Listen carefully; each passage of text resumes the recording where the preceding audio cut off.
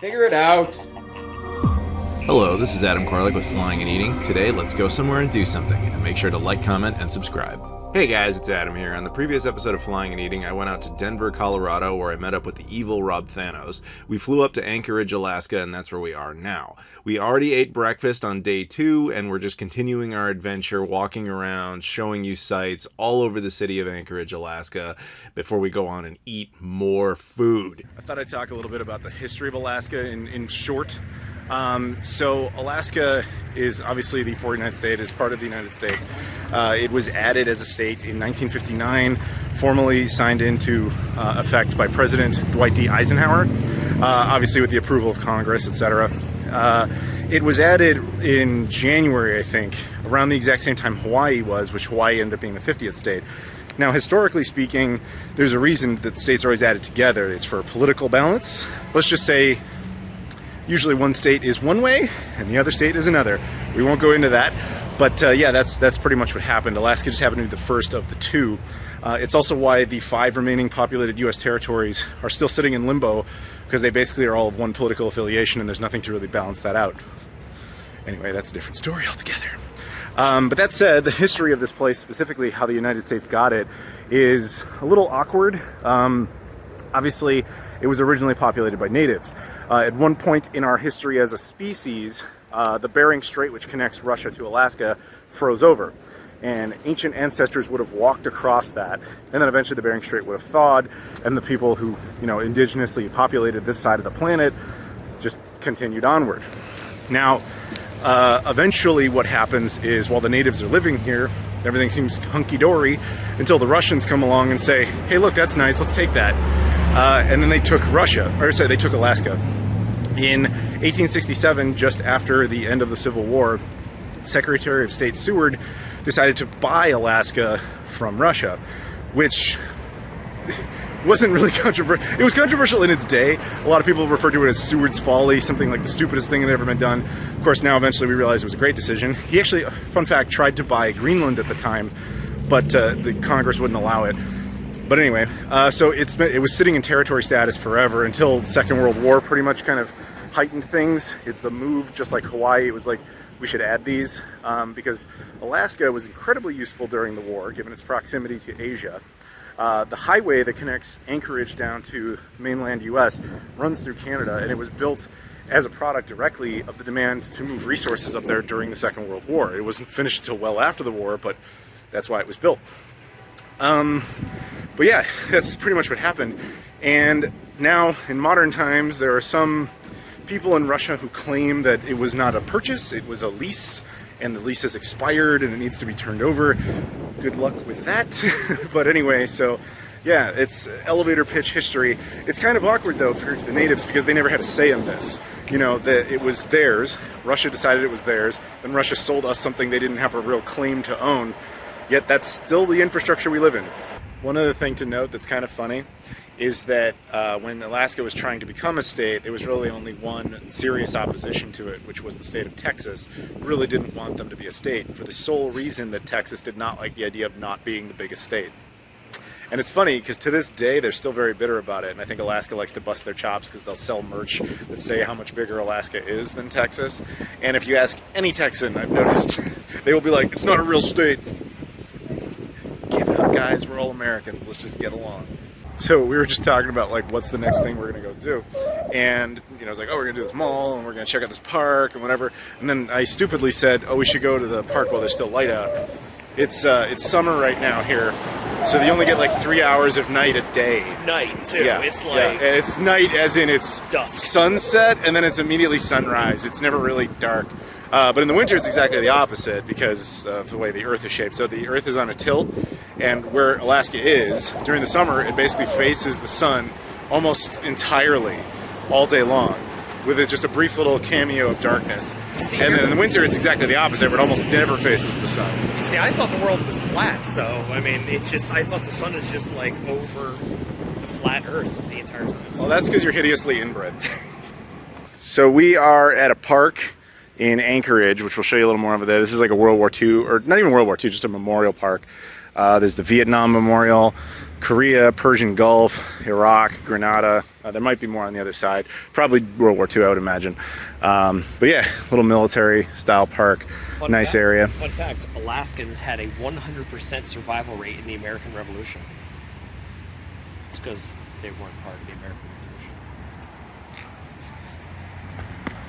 So I went up to Fairbanks once. We won't be doing it on this trip. Fairbanks was a little weird, but it had a lot of parks like this and a lot of history of Alaska that I found kind of interesting. I don't know if you know this, but oh, there's the Afghanistan one, and there you go, World War II. But most of the environment, like this state takes environmental preservation very seriously, and understandably so, because the vast majority of the state is basically national parks and wildlife preserves and all that sort of stuff. It's very important to them up here. And I didn't know this until I went to Fairbanks, but they have like a whole history of how that worked, and the president that set that all up was Jimmy Carter. They apparently love Jimmy Carter up in Fairbanks. I had no idea. There's like a ton of stuff about Jimmy Carter up there. So this is a bit about the Aleutian campaign, where the Japanese invaded these really far islands, which again, if you put this map over the continental US, this would be like Jacksonville, Florida, and this would be like San Francisco, California. It is huge. But during the war, the Japanese managed to actually invade some of these islands, which is the last time, and one of the only times in its history, that the United States was actually invaded by a foreign power. Obviously the Americans won, but yeah. Oh, on Alaska Island, by the way, it's held by natives, and they were forced to give it a name to be part of the state, so they gave it basically a big middle finger type of name to be part of it and not be part of it. So we're now heading into the mall area. There's a JCPenney here. I could be wrong, but I think you can look this up. When JCPenney was first introduced to Alaska, it was considered like a huge deal, because if memory serves, it was like the first major retailer that was willing to build a location in Anchorage. And I think, again, I could be wrong, but I think to this day that's still the same one. So we're inside this mall, and down there's a GameStop, which Rob is currently in. I'm trying to get him to come up here because there's another retro game store here called Ian's Game Paradise. While I wait, I'm actually going to tell you guys a little story. So the first time I was ever in Alaska, I was 13 years old, and we spent most of the time in Anchorage. We hopped around to other places my mom took us to, but you know, Anchorage was like obviously like the big city, because it is, relatively speaking. And I remember as a kid coming into this mall and wandering around on my own and finding this like used toy and video game store. It wasn't this, it was different, but they had a lot of Japanese imports. And at the time I was really big into Transformers, and the Dreamcast was still in its heyday. So I remember coming out of there picking up a Millennium 2000 black transparent Dreamcast controller, which I still have to this day. And this like Japanese purple, not Megatron, but he was like the big baddie on like Beast Wars Neo or Beast Wars 2. It was a Japanese only show, but the toy was really cool. And I asked my mom, like, you know, because at the time my grasp of the world was much smaller, but I was like, why do they have all this Japanese stuff? You know, like how do they have all that? And she basically said, think about where we are. You're like halfway to Japan as it is.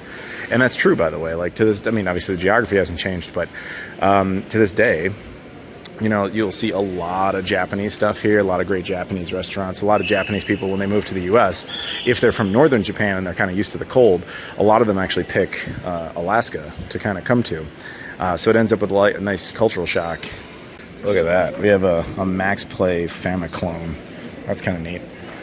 Along with a bunch of random games. You got your other consoles, like we got, oh wow, an Atari XE computer, Vectrex, obviously some of the more common stuff that I've got, but that's kind of neat to actually see that. And that TurboGrafx and TurboGrafx CD is still there.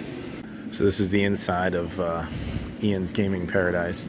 And the thing is, Anchorage does not have a whole lot of retro game stores. It's got the two that we're aware of. It's this one, and we'll probably go to the other one, and I'll show it to you guys. Decent selection of stuff. It's just that Rob and I are very seasoned veterans of collecting stuff. Although to his credit, he found stuff, but we'll show you that in a bit. But yeah, if you are up here, keep in mind that there is no sales tax in the state of Alaska. It's one of the few parts of the U.S. that doesn't have it. The other ones being Guam, New Hampshire, Delaware, and Oregon, and I think the U.S. Virgin Islands, if memory serves correctly. So you can actually save a good chunk of change on that. However, to be fair, in Alaska, most things are more expensive than they normally would be, so it kind of just offsets it a bit.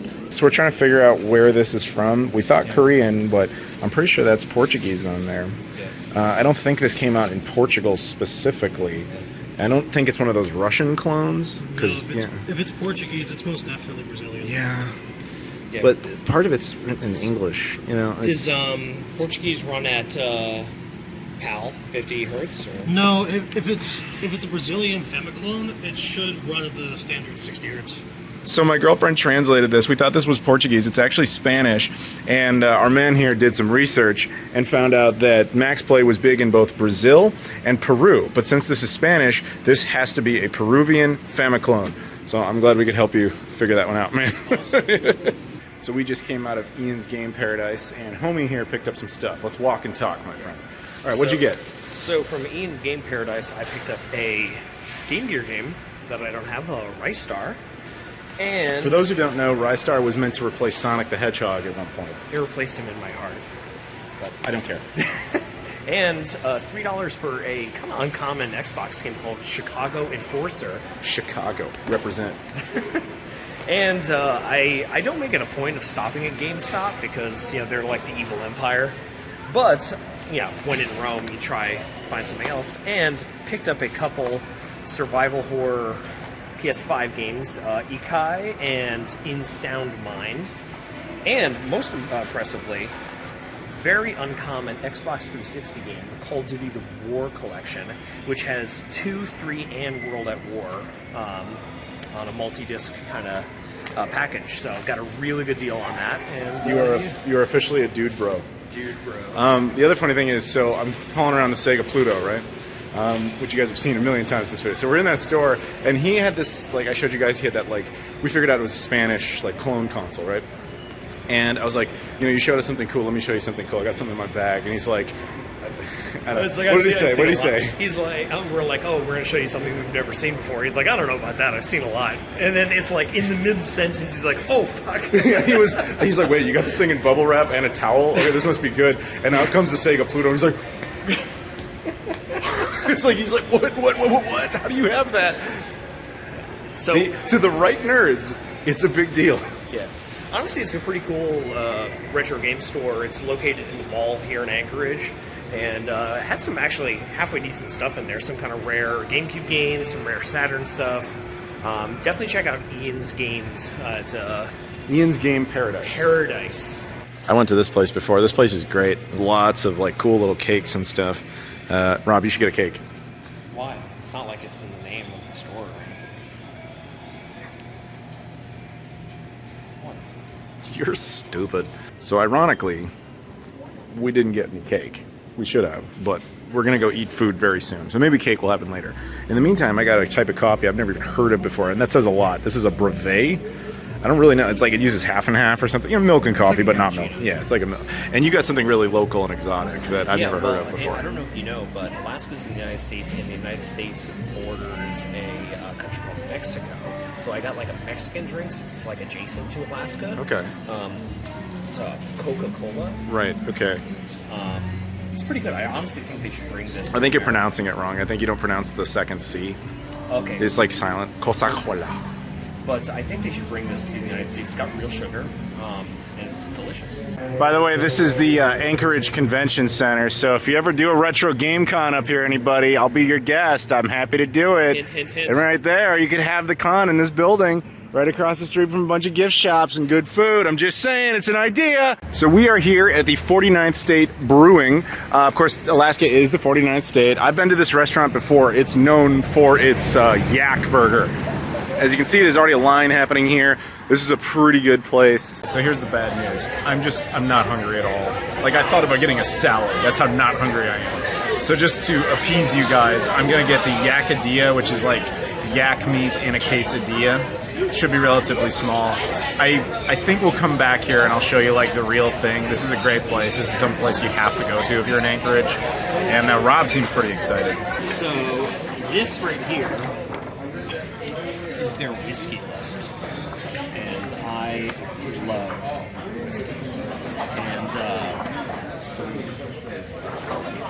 Thank you. They have some very rare whiskeys in here, and I'm like wavering on whether I should spend $70 and get a glass of Happy Van Winkle bourbon, which is a very limited release American whiskey that I've never had before, and I might have to spend the money on it. So you're impressed by this menu? It's honestly one of the best whiskey lists I've ever seen. Like, there's a place in New York called the Flatiron Room, which is literally like a book full of things. This might be second only to that, and it's very impressive. What do you got? So to start, since we are at a brewery, 49th State Brewery, I decided to try one of their beers first. This is the Blonde Eagle Ale. It's kind of a lighter summer ale, and delicious. Really crisp and refreshing, a little bit of citrus, and it's perfect for summer, even though it's like 60 degrees outside. We think in Celsius on this channel, okay? It's like 17 Celsius. You understand? Well, Do you understand? Well, this is, I don't know, 47 metric grams of... No metric, just Celsius. Not the whole come thing. on. We don't commit to the whole thing. Don't half-ass it. I am not. I am taking Celsius back. back. America needs to have Celsius back. I'm going Kelvin, honestly. I actually would respect that. I got a seafood chowder with clams and Alaskan salmon and a few other things in there. And then we both got the yakadilla, which is a yak quesadilla. Look at this thing. This is considered an appetizer. You have to remember, Alaska is the Galactus of states. Everything is huge here. Texas, eat your heart out. So I had one. It was fantastic. I'm just so full. I did not expect this to be this big. I'm just not hungry. You, on the other hand...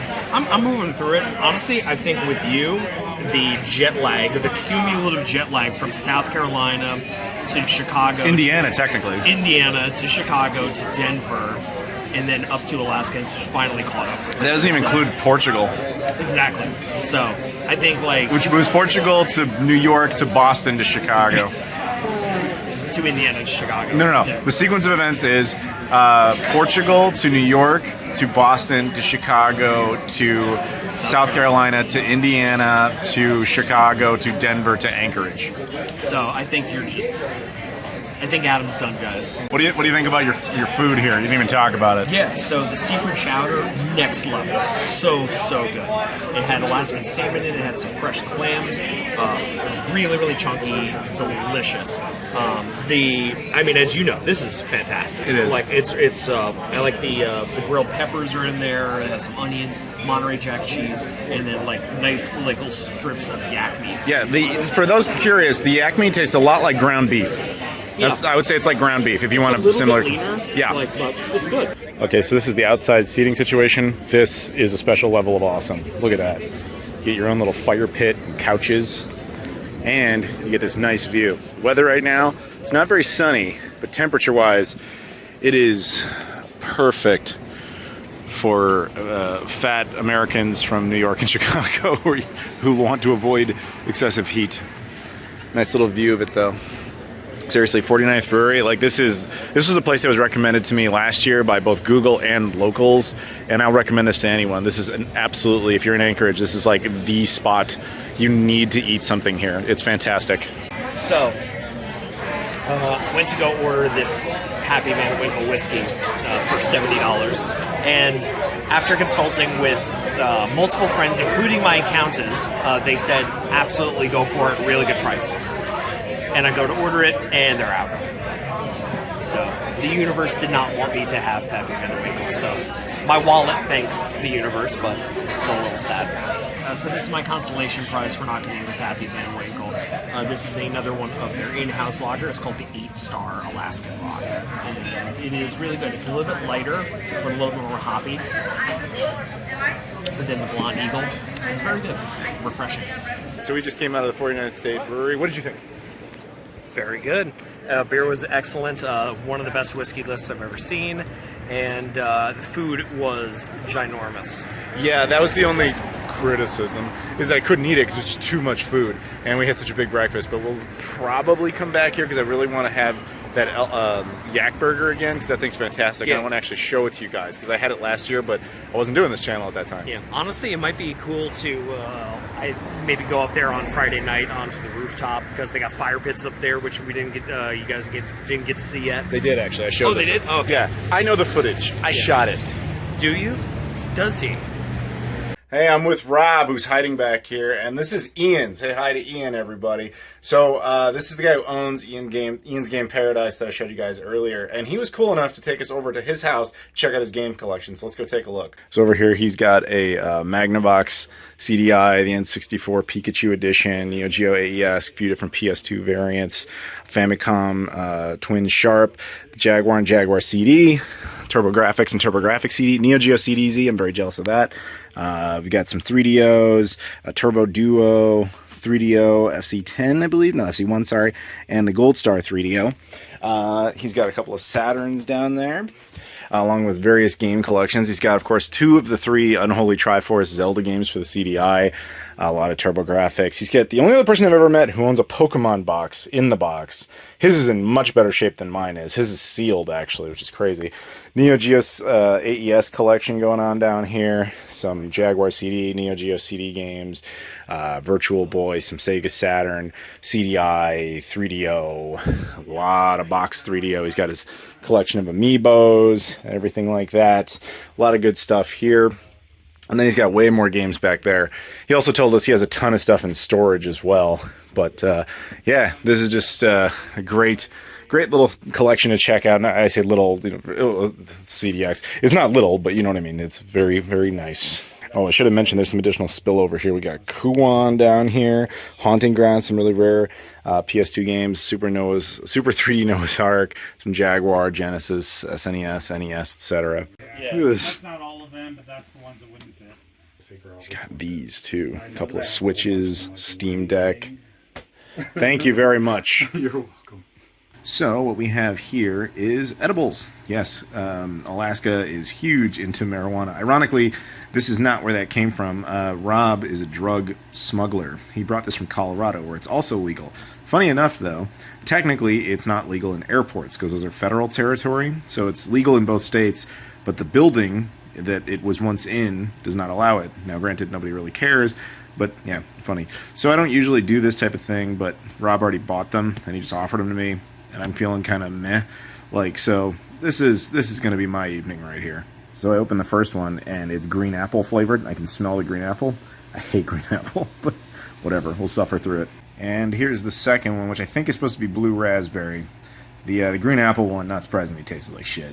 Second one was much better. Highly recommended. If you're ever in Denver. Blah, blah, no, you get it. Anyway, so we'll see how long that takes, if it has any effect at all. Historically, I don't have a whole lot of impact when it comes to edibles. I don't do them very often, but it usually doesn't have much effect on me. Except for 2 times that I remember. Actually, no, I take it back. One time that I remember, I was in St. Louis, and I'm not going to say who, but somebody gave me some. And I remember going to sleep, and I was like, man, this is not doing anything. Oh my God, am I dead? I think I died.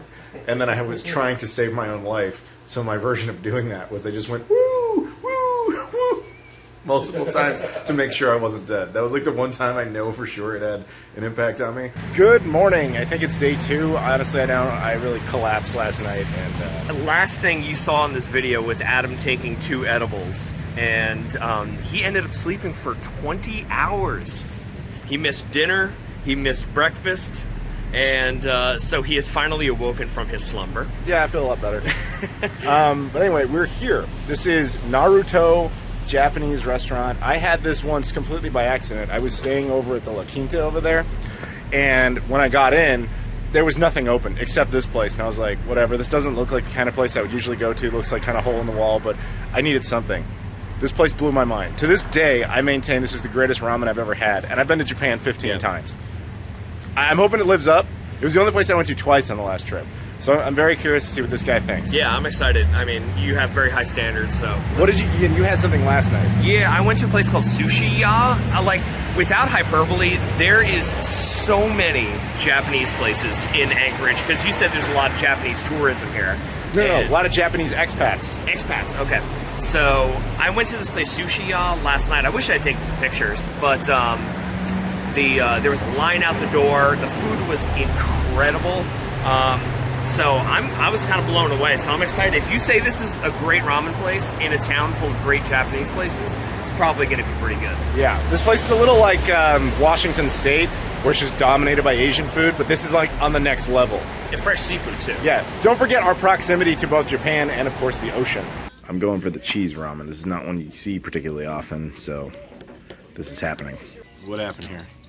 So this is the perfect thing for a cold and rainy day. It's a hot sake. I don't know, I've heard people say that the reason you have hot sake is because you want to make bad sake taste better, but I like it hot, so. Then explain this. It has arrived. What'd you get here? So I got the Naruto miso ramen. That's what that is. That thing, by the way, that's a Naruto. Yeah.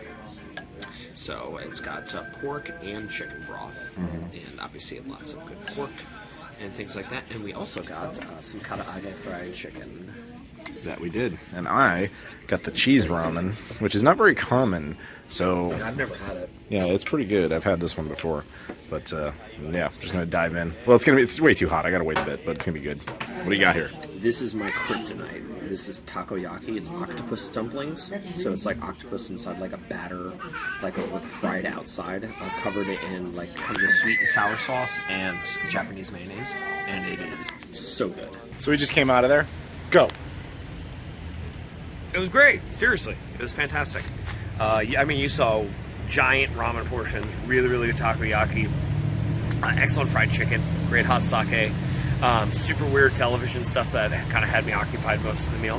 What'd you think? I had a good time.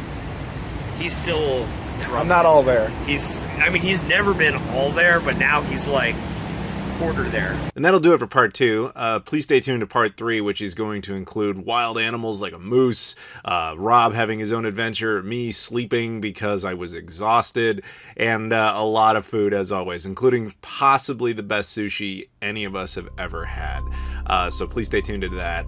Thank you very much for watching. As always, please like, comment, subscribe. Check out all the social media stuff in the description: Twitter, Instagram, Facebook, Discord, Patreon. As always, thank you very much, and we'll see you all later.